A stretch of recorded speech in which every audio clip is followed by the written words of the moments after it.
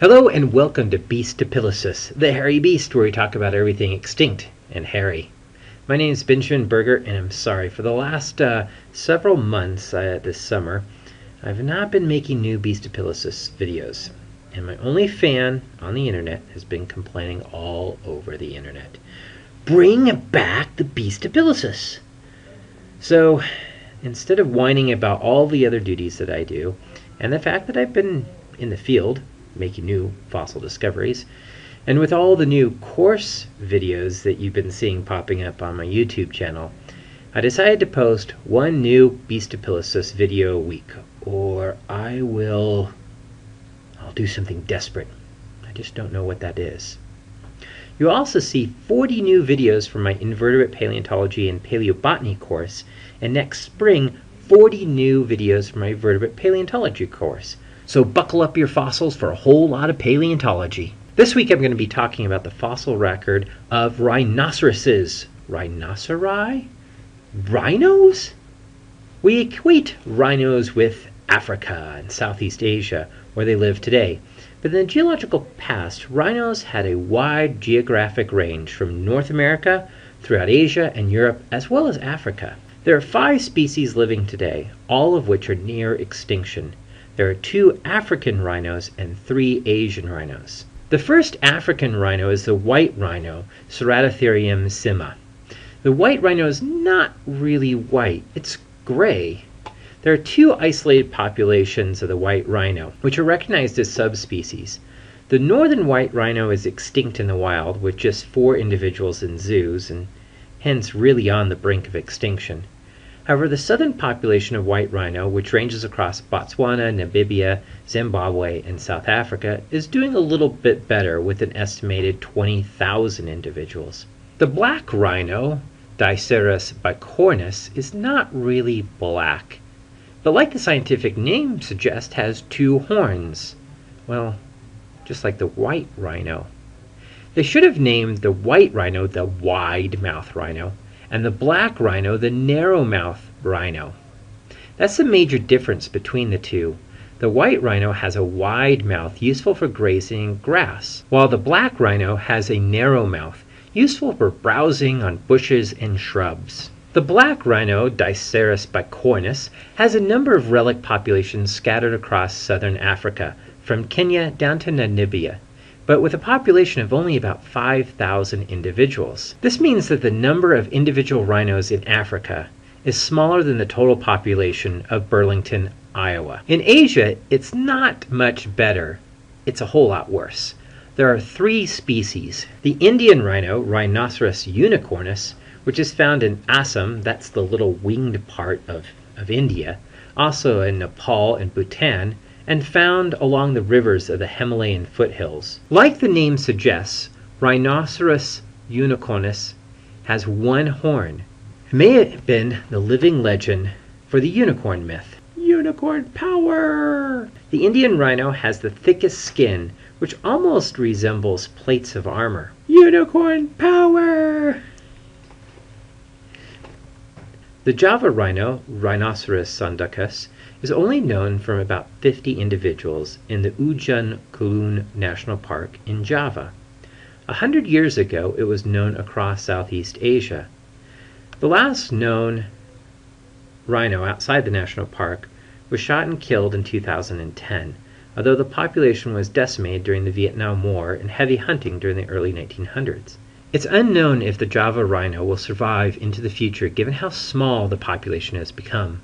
Closely watched, the last remaining individuals represent one of the most endangered mammals of the world. The Sumatran rhinoceros, Dicerorhinus sumatranus, is the smaller of the 5 living rhinos, and also the one with the most hair. The shaggy beast lived on the islands of Sumatra and Borneo with only about 100 individuals, so it too is critically endangered. The species is divided among 3 subspecies, of which the Borneo rhinoceros and the northern Sumatra rhinos have been declared extinct in the wild, with the northern Sumatran having only 3 individuals remaining in zoos. The 3rd subspecies, the western Sumatran rhinoceros, is known to reside in the Bukit Selatan National Park on the southern tip of Sumatra, and the Rhinoceros National Park on the northern end of the island. The species used to range across Southeast Asia, but now are only found in these isolated island national parks where they are protected from hunting. Rhinus sumatranus is now extinct in the Asian continent. It's pretty sad that these great creatures are left with so few individuals, and this great branch of the mammalian tree has been so pruned by our species' insatiable appetite to hunt and kill. However, the evolution of rhinos is a pan-geographic story, as the origin and great diversification of rhinos can be found even here in the United States, where their bones roll out of the hills. The origin of rhinos occurred sometime during the Middle Eocene, and likely resulted from the diversification of the early parasodactyls, the odd-toed ungulates, splitting into lineages toward horses, tapirs, and rhinos, with a few bizarre offshoots, such as the extinct brontotheres and calcotheres. The first members of the Rhinoceridae family were likely similar to the Middle Eocene genus Hyraceus, known from some really nice specimens in the Bridger Formation of Wyoming, but also documented in Asia and Europe from contemporaneous rock units. Hyraceus lack the horns of modern rhinos, which are made from keratin, and hence not easily fossilized. However, there's no gross bone that's often found on the skull where the keratin horn would project from. Hyraceus looked more like a slender pony, with a slight difference in the location of the eyes near the middle of the skull rather than up toward the top of the head like modern horses. As a geographic widespread genus, Hyraceus likely led to the diversity of early rhino-like mammals that we begin to see in the later Eocene. The first group specialized for life in the water. The amblyodons, sometimes called swamp rhinos, lived during the second half of the Eocene and into the Oligocene epochs. Fossils have been recovered across North America and in Asia. Amblyodons were these large rhino-like creatures with threatening teeth, high-cusped groove molars, and shovel-like canines.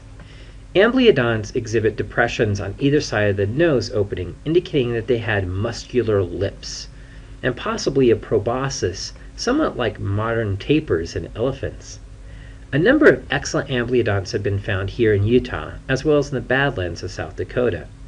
Amblyodonts had really wide jugulars, or cheekbones, with eyes oriented near the upper portions of the skull, indicating that they were semi-aquatic like hippos. However, they remained poorly studied, and the group disappeared during the drying and cooling episode at the end of the Oligocene. The next group are the Hyraceodonts, sometimes called the running rhinos, since they're more slenderly built and shaped in proportions like a modern horse. However, the Hyraceodonts include some genera that were very, very big. Here in North America, the earliest Hyraceodon is Trilopus, named for supposedly having 3 toes from the Washakie Formation of southern Wyoming, and the later Eocene genera Epitrilopus and Trilopides. Epitrilopus is a rather small goat-sized running rhino from the late Eocene of Utah, while Trilopus was a bit bigger. The best known Hyraceodont is Hyraceodon from the Great Plains of the United States in the White River Formation. Hyraceodon was a slender rhino that had proportions to a small horse with a more stout skull and a longer neck. In Asia, the common Hyraceodont was a genus named for Stercooperi, also a slender running rhino.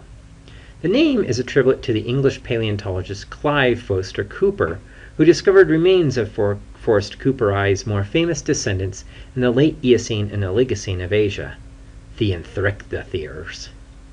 The Enthricthotheres are some of the largest mammals to have ever lived. Some debate surrounds whether they hold the title of the largest land mammal, or if some mammoths had them beat, but nevertheless, these creatures are big, even taller than Tyrannosaurus rex. There are a couple of genera within the group, including Gixia, Eurytherium, and Paraceratherium, which also goes by the name Enthrictotherium and Beleucotherium. Enthricthotheres had long necks, which likely allowed these giant beasts to nibble the foliage from the tops of trees and shrubs. Enthricthotheres roamed across Asia and into Eastern Europe, but they never made it to North America. although there are some isolated ankle bones from Wyoming that compare in size with the Untitled from Asia. So we may find some here in North America.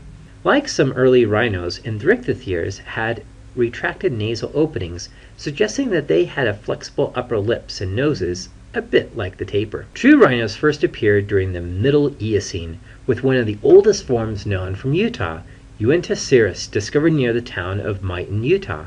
Unticeros is just outside of the true rhinos because it lacks the tusk-like lower second incisors and the shovel-like anterior upper incisors found in all later rhinos. But the proportions of Unticeros most closely resemble true rhinos. However, several key features of the skeleton are still unknown.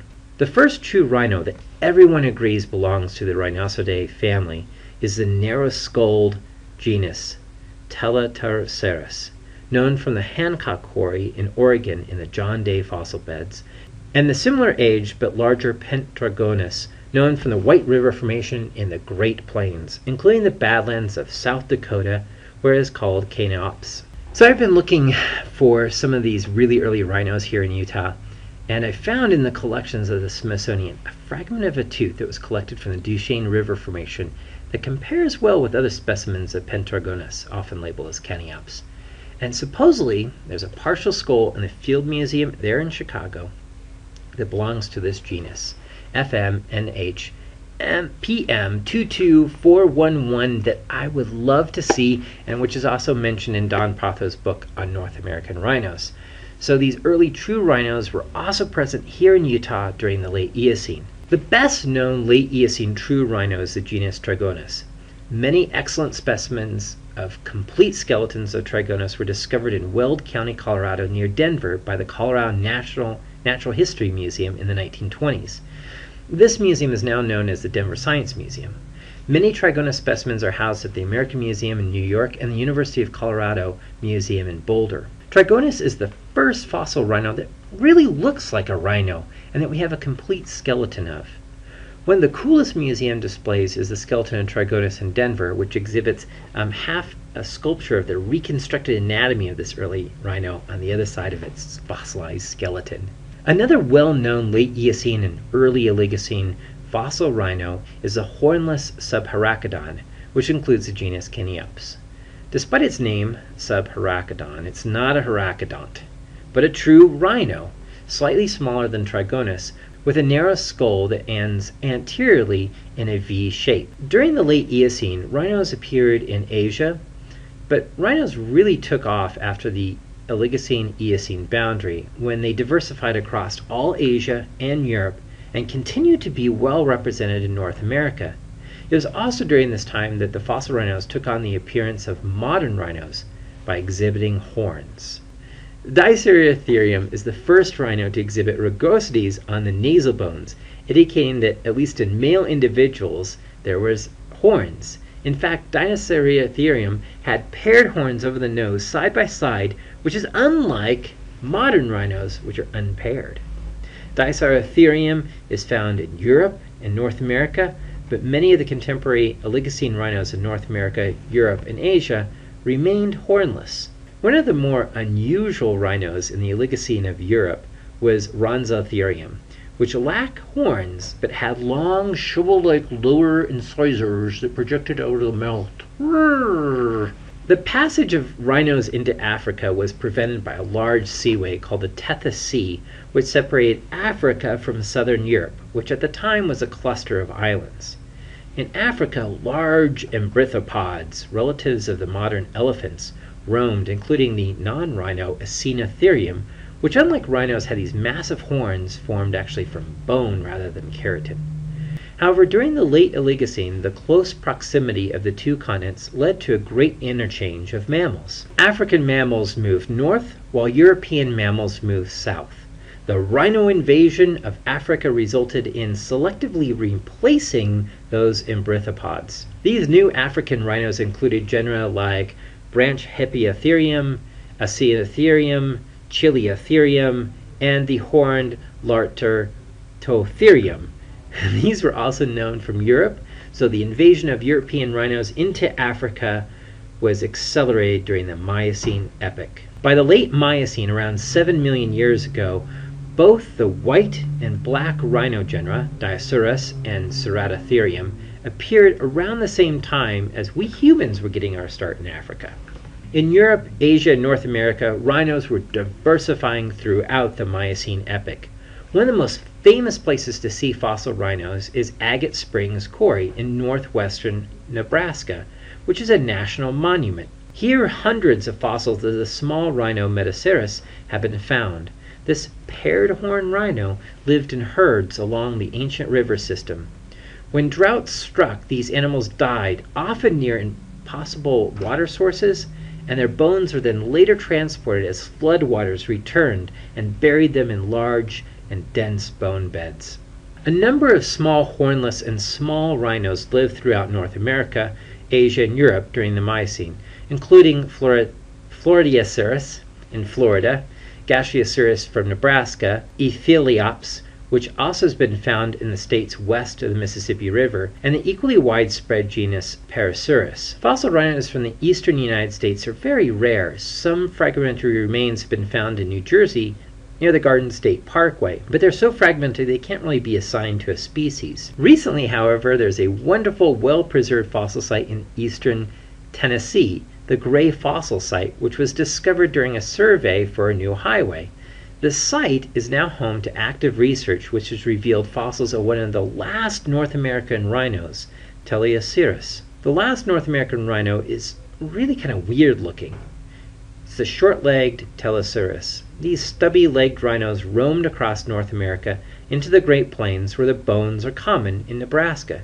In fact, one of the most astounding fossil sites is Ashfall Fossil Beds, which is a state park in Nebraska featuring many articulated skeletons of the late Miocene rhino Teleoceras, including young individuals. These animals were killed and buried in a catastrophic volcanic eruption of the Yellowstone caldera. As the ash spread across the plains, these rhinos breathed in the silica ash and died of asphyxiation. Their bodies were buried in the ashfall as the wind swept across the plains. The site today houses the Rhino Barn, which is the largest collection of rhinos in situ. The Ashfall fossil beds are located about 150 miles northwest of Omaha, Nebraska, near the border with South Dakota. At the end of the Miocene, 5 million years ago, North American rhinos went extinct. The most cited culprit is climate change and the loss of the lush savanna-like habitat of the Great Plains to the more glacial steeped grasslands that we see in the Pliocene. However, in Europe and Asia, rhinos during the Pliocene adapted by growing thicker hair and fur. Elasmotherium is also known as the giant hairy rhino, lived across the glacial landscape of Europe and Asia. It exhibits the largest horn of any fossil rhino. Rather than a horn on the nose, it had it positioned on the frontal bone of the skull, between the eyes instead. Elasmotherium was a massive mammal, one of the largest true rhinos to have lived. Covered in hair, it had super long horn. Oh, it would have been incredible to see a creature like this. Amazingly, our ancestors likely encountered these creatures as we spread out of Africa. Neanderthals in Europe may have hunted Elasmotherium. Elasmotherium only went extinct about 50,000 years ago. Cave in France. One ancient human painted a picture on the wall depicting maybe Elasmotherium, though it may belong to another genus. Coleodonta, the woolly rhino, a close relative of the living Sumatran rhino. Depictions of the woolly rhino in cave paintings are found across Europe and Asia, attesting to the presence of these creatures. Coleodonta, the woolly rhino, has two massive horns similar to modern rhinos, one above the nose and the other further back on the skull. The woolly rhino likely evolved from a population of rhinos on the Tibetan Plateau during the Pliocene and took advantage of the colder climate of the Pleistocene by expanding their range into northern Europe and northern Asia.